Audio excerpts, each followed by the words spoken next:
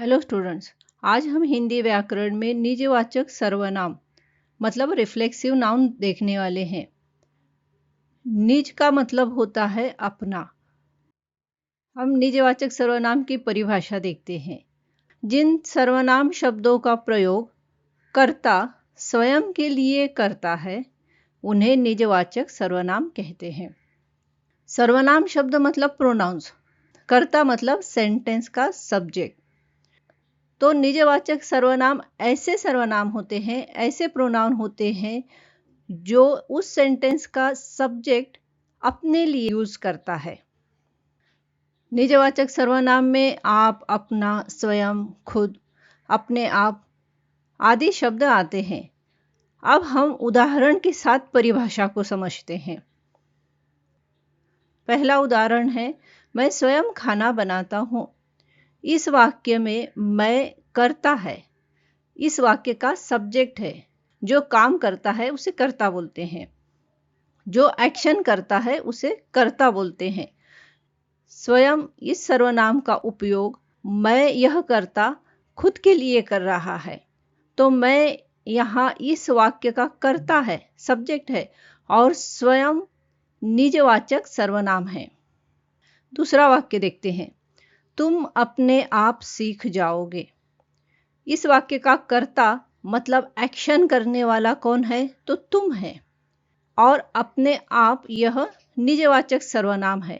अपने आप यह सर्वनाम तुम से अपनापन दिखाता है, निजत्व दिखाता है। तो यहाँ अपने आप यह निजवाचक सर्वनाम है। निजत्व मतलब अपनापन। अगला वाक्य है, भगवान भी उसी की मदद करते हैं जो अपनी मदद खुद करता है। इस वाक्य में खुद यह निजवाचक सर्वनाम है। सर्वनाम का पहला भेद पुरुषवाचक सर्वनाम का वीडियो मैंने अपलोड किया है।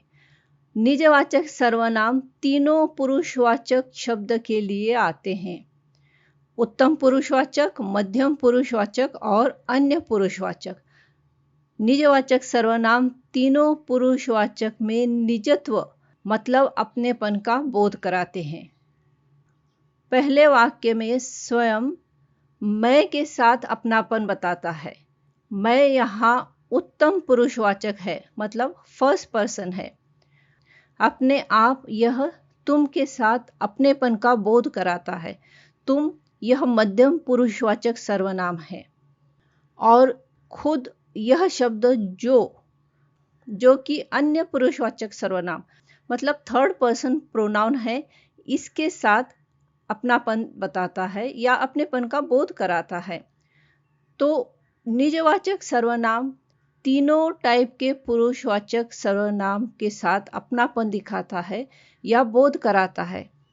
इसका मतलब है कि निजवाचक सर्वनाम स्पीकर, लिसनर और थर्ड पर्सन तीनों के साथ भी अपनेपन का बोध कराता है। हम इसके और दो उदाहरण देखते हैं। इस वाक्य को मैंने ऑलरेडी एक्सप्लेन किया हुआ है कि निजवाचक सर्वनाम उत्तम, मध्यम और अन्य मतलब फर्स्ट पर्सन, सेकंड पर्सन और थर्ड पर्सन तीनों में अपनेपन का बोध कराता है। हम यहाँ और दो उदाहरण देखते हैं। पहला वाक्य है, माँ आप मेरी फिक्र न करें, मैं खुद चली जाऊंगी।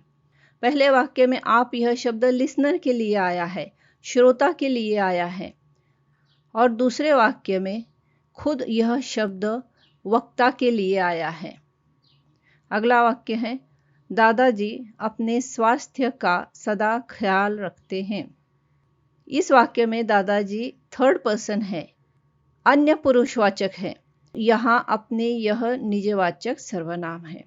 तो निजवाचक सर्वनाम उत्तम, मध्यम और अन्य मतलब फर्स्ट पर्सन, सेकंड पर्सन और थर्ड पर्सन में अपनेपन का बोध कराते हैं। अगर आपको मेरा वीडियो पसंद आता है तो मेरे चैनल को सब्सक्राइब कीजिए, लाइक और कमेंट भी कीजिए। Thank you.